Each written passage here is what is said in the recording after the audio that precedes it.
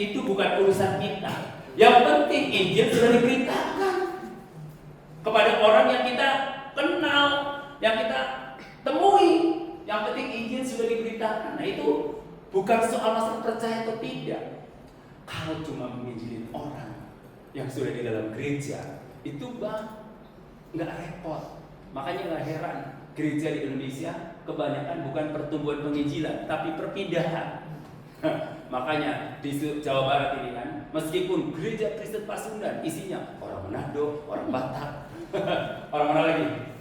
Orang Ambon, ya. Makanya di daerah lain harusnya orang-orang yang datang ke tempat ini dari Indonesia Timur kita muridkan agar dia bisa menjangkau. Kalau cuma bisa pindah dari sana, oh di gereja ini jadi follower lagi, nggak ada peningkatan secara apa? Secara strata di dalam pelayanan, gitu loh. Jadi hanya jadi follower aja. Kan dari unbeliever, believer, terus follower, ya, worker, ya baru be fruitful. Worker itu belum fruit, ya belum berbuah. Jadi be fruitful, berarti harus berbuah lebat. Itu kan sebenarnya tujuan Tuhan kan. Mulai dari tadinya saya nggak percaya, terus akhirnya saya percaya, terus jadi mengikut Yesus, ikutlah aku, udah kan? Ikutlah aku. Pada waktu kan Yesus melayani itu seperti Petrus, ya kan? Dia ikut. Nah, setelah ikut apa? Dimuridkan kan? 12 murid dimuridkan, terus diutus. Nah, sorry to say, gereja kebanyakan hanya jadi follower saja. Karena apa? Tidak diutus. Kenapa tidak diutus? Takut. Kalau diutus nanti jemaatnya berkurang. Takutnya pindah ke gereja lain kalau diutus. Nah itu, saudaraku. Kalau kita memikirkan seperti itu, berarti kita masih memandang bahwa jemaat itulah aset, bukan murid Yesus. Kalau kita goalnya hanya seperti itu, sampai kapanpun gereja Tuhan tidak akan mengalami ledakan pertobatan dan pembangunan rohani. Bagaimana kita memenangkan yang disebut suku terabaikan di Jawa Barat? Memang susah, tapi kita berusaha untuk memberitakan Injil. Ya kita sama di sini juga, orang-orang di sini yang kita menangkan nggak terlalu banyak, bahkan mungkin bisa dihitung dengan jari, ya. Tapi kita berusaha untuk melakukan dan penjangkauan. Masalah dia percaya atau tidak, itu urusan nomor 2. Karena yang membuat percaya atau tidak itu bukan kita, tapi Kudus. Ya. Oke, kita buka Alkitab kita di dalam Yohanes 20. Ayat 21 sampai 23. Yang sudah dapat kita baca bareng-bareng. Mungkin boleh tampilkan Yohanes 20 ayat 1 sampai 23. Ya. 23. Maka kata Yesus sekali lagi, damai sejahtera bagi kamu. Sama seperti Bapa mengutus aku, demikian juga sekarang aku mengutus kamu. Dan sesudah berkata demikian, ia mengembusi mereka dan berkata, terimalah Roh Kudus. Jikalau kamu mengampuni dosa orang, dosanya diampuni. Dan jikalau kamu menyatakan dosa orang, tetap ada, dosanya tetap ada. Ya. Benar, Bu? Ayat 21, damai sejahtera bagi kamu sama seperti Bapa mengutus aku, demikian juga sekarang aku mengutus kamu. Dan ketika Yesus ini bicara tentang apa? Pengutusan. Pengutusannya. Ya kalau saya di jaringan dosa kota, sudah mempersiapkan saudara juga, saya waktu itu dilatih penginjilan pribadi semuanya ya, tinggal diutus dan tinggal saudara yang tinggal mau atau tidak ya, mau atau tidak untuk mengerjakannya. Jadi saya artinya berapa sering tahun ini saya ambil seperti apa tema-tema di akhir zaman ini adalah The Great Commission, amanat agung, jadi tahun amanat agung. Supaya apa? Supaya kita ingat bahwa tugas kita itu masih banyak. Tugas kita adalah memberitakan kabar baik kepada orang-orang di sekeliling kita yang belum mengenal kabar baik. Siapa yang bertugas itu? Oh, hanya Pak Romel aja karena Pak Romel sekolah teologi ya. Oh, hanya sama Pak Beni karena Pak Beni itu pendeta. Tidak, itu adalah wajib bagi semua orang percaya. Wajib, jadi garis bawah, termasuk anak-anak panti asuhan. Makanya sebelum kita memberitakan Injil dulu, kita harus berdamai dulu dengan diri kita sendiri, ya. Jangan kita masih cengeng, sedikit-sedikit cengeng, tersinggung, masih perlu perhatian. Udah bukan waktunya lagi, ya. Udah bukan waktunya lagi. Kita justru yang harus memberikan perhatian. Jangan kita menunggu orang memperhatikan kita. Alkitab berkata, perbuatlah apa yang orang lain ingin perbuat di dalam hidupmu. Jadi kalau kita ingin orang lain perhatikan memperhatikan kita harus memperhatikan orang lain. Jadi jangan selalu, wah dia nggak perhatiin saya. Kalau kita nunggu diperhatikan oleh orang lain, itu bukan perintah Yesus, itu namanya egois. Nunggu orang berbuat dulu baru kita berbuat. Itu nggak beda jauh dengan orang-orang di sekeliling kita. Dan tugas kita adalah berbuatlah apa yang orang lain ingin berbuat di dalam hidup kita. Itulah teologi Yesus Kristus. Ya, jadi proaktif. Orang Kristen harus proaktif, bukan nunggu bola tidak, bukan jemput bola tidak. Oh nanti lah tunggu, ya sambil berdoa terus lah. Siapa tuh ada yang datang mampir, ya kan? Tidak, berarti. Jadi harus jemput, harus kita yang bergerak. Makanya pergilah, berarti ada tindakan, ada gerakan. Nah, apa yang dinyatakan oleh Tuhan? Damai sejahtera bagi kamu sama seperti Bapa mengutus aku. Jadi ketika kita menerima damai sejahtera dari Tuhan, dan damai sejahtera itu harus dibagikan kepada orang-orang di sekeliling kita. Kemana? Orang-orang yang dekat dengan kita, dan mungkin ke tempat-tempat lain ketika engkau pergi, ya kan? Ketika engkau pergi ke suatu kota, engkau katakan damai sejahtera bagi kota itu. Nah, ketika kota itu nggak terima, ya udah, tinggalin aja, ya. Bahkan kalau kita berkata, tebaskan aja gitu, ya. Jadi tugas kita apa? Memberitakan damai sejahtera. Seperti Yesus sudah memberikan damai sejahtera buat kita, dan kita beritakan damai sejahtera itu kepada orang lain. Ya, karena apa? Tuhan mengutus kita, bukan sembarang mengutus. Ketika kita sudah menjadi tingkatan murid, berarti murid itu harus diperlengkapi, di-equip, ya. Dan setelah jadi murid, diutus. Jadi jangan dipegang terus di dalam gereja, jangan dipegang terus di jaringan doa. Makanya aku nggak suka dengan jaringan doa. Terus artinya gitu loh. Jaringan doa kita dimuridkan harus untuk memuridkan orang lain, ya. Jadi tugas kita bukan hanya untuk menjadi anggota gereja, tapi memuridkan orang lain supaya menjadi murid Yesus. Setelah menjadi murid Yesus, diutus untuk apa? Untuk menjangkau jiwa-jiwa, ya, menjangkau jiwa-jiwa. Bagaimana caranya? Sudah diajarkan. Simpelnya gini, kalau mau menjangkau jiwa, simpelnya melalui kesaksian hidup kita. Ceritakan hidupmu sebelum kenal Yesus, dan ceritakan hidupmu sesudah kenal Yesus. Nah, kalau misalkan hidupmu sebelum kenal Yesus sama, setelah kenal Yesus juga sama, artinya nggak berubah, nggak ada titik perubahan atau titik balik atau titik pertobatan, berarti kekristenanmu itu baru sekedar apa? Bukan follower lagi. Jadi hanya believer aja, believer ya, hanya percaya saja gitu loh, hanya believer, orang-orang percaya saja, belum jadi follower, kan baru percaya baru follow, ikut aku, ikut Yesus. Setelah ikut Yesus baru jadi worker, karena dimuridkan jadi worker, jadi pekerja. Nah, pekerja inilah yang tugasnya menjangkau. Jadi orang-orang yang bekerja, yang menjadi workernya Tuhan, itu bekerja di ladangnya Tuhan. Ladang Tuhan itu mana? Ladang Tuhan adalah dunia. Ladang Tuhan itu apa? Harta yang terpendam di ladang Tuhan. Itu siapa? Harta yang terpendam di ladang Tuhan. Harta yang terpendam di ladang Tuhan itu adalah jiwa-jiwa. Bayangin, itu harta karun, saudaraku. Jadi harta karun itu bisa didapat. Apakah harta karun itu datang sendiri atau kita gali? Kan misalkan nih, kita ada harta karun, misalkan di daerah mana? Selama tanah. Harta karun itu biasanya di permukaan atau di dalam tanah? Di dalam tanah. Kalau di permukaan udah habis duluan ya, betul nggak? Nah, harta karun itu biasanya berharga, bernilai atau tidak? Bernilai.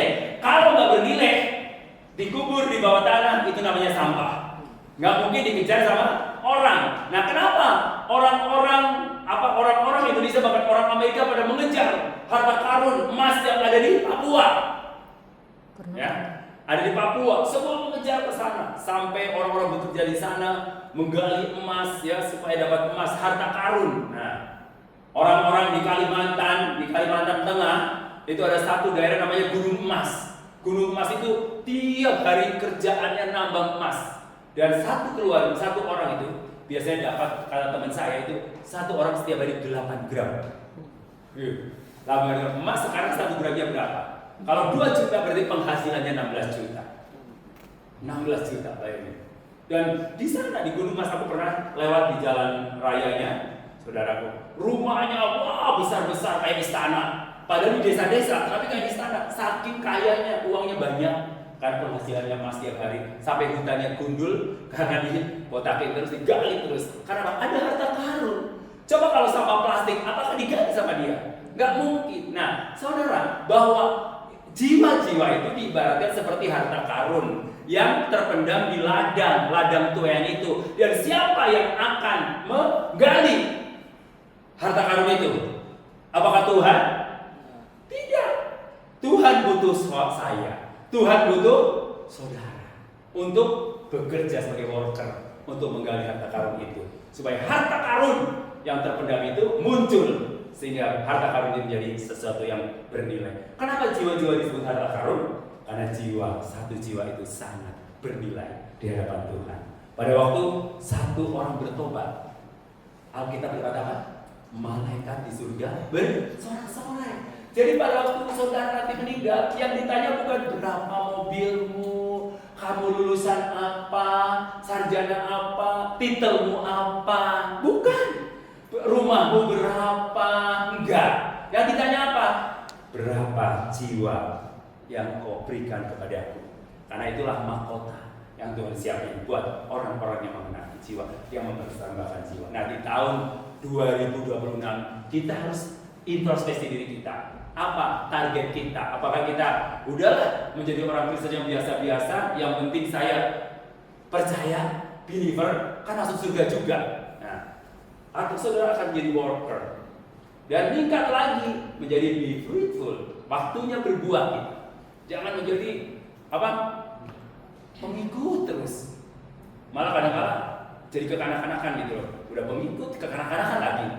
Gimana mau naik level gitu ya? Saudara, pengen level up tapi masih kekanak-kanakan. Ini udah bukan zamannya lagi. Saudara, ini udah akhir zaman. Udah akhir zamannya. Jadi makanya di tahun 2033 usia gereja ke-2000, apa yang akan kita bawa sebagai kado terindah kepada Tuhan Yesus Kristus? Bukan apa yang kita punya, bukan rumah yang kita punya, bukan mobil yang kita punya, uang yang kita punya, tapi adalah jiwa-jiwa yang kita layani, yang kita latih menjadi para worker, supaya worker itu pergi untuk Tuhan.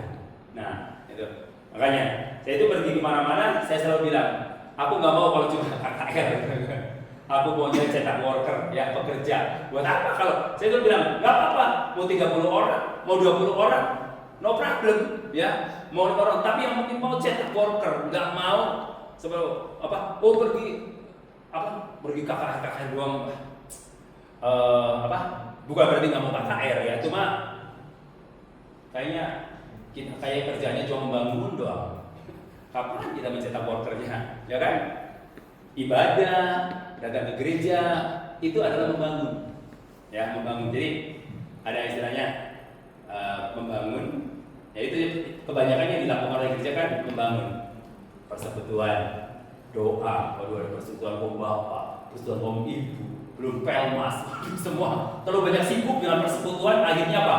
Amanat agung tidak dikerjakan, ya tidak dikerjakan. Kenapa? Karena terlalu sibuk dengan persekutuan untuk membangun dirinya sendiri kan. Persekutuan untuk membangun, bukan untuk penjangkauan. Nah itu harus bedakan. Doa kan sebenarnya membangun, tapi bukan untuk penjangkauan. Makanya yang Tuhan mau itu kita menjangkau, bukan hanya membangun diri kita terus ya kan. Sampai Senin sampai Minggu gak pernah absen. Bahkan ada gereja yang sampai dari Senin sampai Minggu, waduh kegiatannya full padat merayap, sibuk sekali. Kenapa? Sengaja sihir dalam gereja biar seolah kerohaniannya tingkat tinggi, ya biar apa? Amanat agung tidak diselesaikan dan iblis sangat suka dengan itu. Makanya orang-orang yang bergerak di amanat agung tantangannya akan semakin besar. Kenapa? Musuhnya adalah iblis. Kalau cuma persekutuan terus komsel, nggak salah, nggak ada tantangan. Tapi kalau udah masuk penjangkauan, kamu pasti akan mengalami tantangan. Kenapa? Musuh yang dihadapi adalah iblis langsung. Karena iblis akan menghalang-halangi orang pekerja atau para worker. Ya, iblis akan menghalang-halangi. Supaya apa? Supaya para worker ketakutan, nggak mau menjangkau, nggak mau peduli dengan jiwa-jiwa.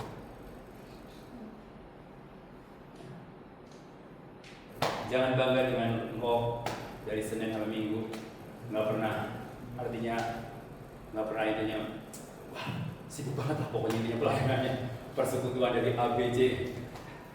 Makanya teman-teman kalau nanti jadi kepala jemaat jangan terlalu banyak kegiatan dari Senin sampai Minggu, hanya persekutuan aja. Jadi bangunlah pemuritan biar nanti dia pelipat gandaan. Karena dari pelipat gandaan itulah terjadi ledakan pertobatan. Wah susah. Ya kalau kita nggak mempersiapkan ya susah. Kita suruh jemaat menginjil, tapi nggak dilatih, nggak di-equip, nggak diperlengkapi. Gimana mereka mau bisa? Nggak ngerti. Seperti Mario di Jepang, telepon, Pi, baru nyampe banyak yang nanya tentang Yesus. Pi, aku nggak ngerti katanya. Dari lahir jadi orang Kristen. Setelah besar ditanya, nggak ngerti, banyak nanya. Akhirnya saya video call, saya jelasin, ya, saya jelasin, saya kirim bahannya. Ini kamu sampaikan, ya. Makanya saya tanggal 21 mohon dukungan doa ya. Saya akan berangkat ke Jepang bersama keluarga, tapi keluarga nanti pulang hanya beberapa hari di sana dan saya ada beberapa bulan di Jepang. Untuk apa? Saya udah calling untuk orang-orang Kristen yang ada di sana, untuk saya perlengkapi, untuk saya muridkan, untuk penjangkauan di sana. Karena penjangkauan di sana mungkin sekarang terbuka. Jadi yang ada di Indonesia juga jangan berhenti, jangkaulah orang-orang ini. Jadi ada yang putus pergi keluar, ada di dalam. Ada di kota Sukabumi, mungkin ke pulau-pulau, ya. Dimanapun saudara berada, kerjakanlah amanat agung dengan semangat dan antusias. Ya, seperti tadi kan lagunya Yobel, api apa? Dengarkanlah suara nafiri memanggil semua umatnya dari seluruh penjuru bumi datang untuk menyembah Dia. Dengarkanlah suara nafiri memanggil semua umatnya. Gereja Tuhan Bersatu ini mengangkat tinggi panjinya, bersiap maju jangan lengah. Yesus Panglima kita. Kenakan semua senjata Allah dalam kuasa Roh Kudus, api kemuliaannya terjun dari surga. Terus apa? Berita apa? Penuhi kami semua. Bangkitlah gerejanya. Bangkit, coba katakan bangkitlah nama sendiri. Bangkitlah Yeremia. Ya, 2, 3. Bangkitlah Yeremia. Ya. Bangkitlah Yeremia. Terus api kemuliaannya tercurah dari surga. Beritakan pada dunia bahwa Yesus adalah Raja. Jadi artinya gini loh. Setelah kita penuh dengan api, ingat, api kemuliaannya, api Roh Kudus, karena Yesus sendiri berkata begini, terimalah Roh Kudus. Nah, ketika Dia mengutus engkau, Dia berikan perlengkapan, karunia, terimalah Roh Kudus, karena Dia tahu bahwa engkau itu seperti domba yang diutus ke tengah serigala, sehingga dalam penginjilan itu ada potensi bahaya. Jadi kalau menginjil ada tantangan, oh gereja ditutup, udah. Puji Tuhan, berarti itu berdampak, kan? Berdampak, saudara, berpengaruh. Contohnya waktu saya buka panti, wah, di demo mau ditutup, ya kan? Terus kemudian dicongkel, apanya? Dicongkelin itunya, dicongkelin jendelanya, dicuri tabung gasnya, ya kan? Dikasih ular, dikirim ular, ya. Nah, pokoknya, ya itulah berdampak. Kenapa? Karena nama Yesus diberitakan. Ketika nama Yesus diberitakan, iblis bergejolak. Iblis bergejolak bisa pakai siapa aja untuk menghancurkan dan menghadang kita. Bahkan tidak sedikit banyak orang-orang menjadi martir karena nama Yesus. Kenapa? Ya itulah, seperti domba diutus ke tengah serigala, bukan diutus ke tengah burung merpati. Serigala berarti ada bahaya. Kalau saudara, oh aku nggak pernah bahaya, ya karena saudara nggak pernah ini mengerjakan pemberitaan Injil, ya kan? Makanya nggak pernah ada tantangan, santai, zona nyaman, ya. Makanya akhirnya badai, bencana alam datang, biar apa? Pada bertobat. Ya, dulu ingat banget aku apa begitu, kalau nggak salah Pak Victor, Bapak di Sibolga kalau nggak salah nanya. Ya, saya di Sibolga waktu itu bulan November, doa keliling dulu, bahkan doa ke laut, ke pantai bilang ini. Gelombang tsunami lawatan Tuhan, pasti suka dilawat Tuhan, malah gelombang tanah lumpur. Aku pengennya gelombang tsunami pertobatan sebenarnya doanya, malah gelombang tanah lumpur. Saya mau kembali ke sana, mau artinya Natal di sana. Puji Tuhan sih, Akhirnya dari My Home datang pergi Natal bersama. Semua gereja-gereja bersatu. Itulah gereja-gereja yang belum bersatu. Karena Yesus sendiri dia datang ke dunia kan untuk apa? Untuk berkarya buat kita. Dan dia datang kalau sudah ada tempat untuk meletakkan kepalanya. Jadi kalau tubuhnya, tangannya masih di sono, kakinya masih sono, ya, kepalanya Yesus belum bisa diletakkan. Jadi apa intinya? Jadi gereja itu ada satu yang fungsinya fungsinya tangan, fungsinya kaki. Nah, sudah satu nih menyatu dalam tubuh. Kita kan tubuh Kristus kan? Kepala tubuh kita siapa? Kristus. Nah, baru kepalanya datang, Kristus.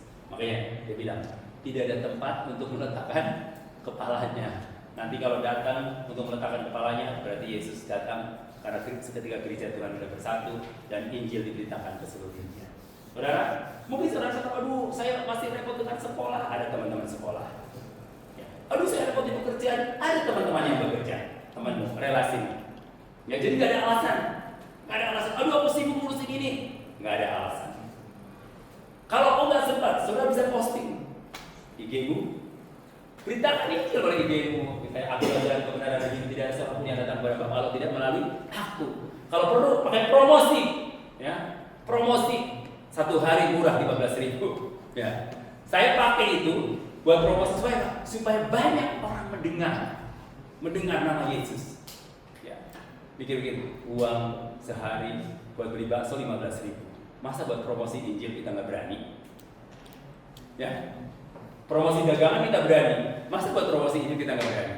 Nah, jadi supaya apa? Mendengar lagi. Jadi ada jangkauannya bisa luas, bisa 8.000 mendengar, bisa 5.000 mendengarkannya. Ya kan? Nggak perlu khotbah di mana-mana KKR yang banyak.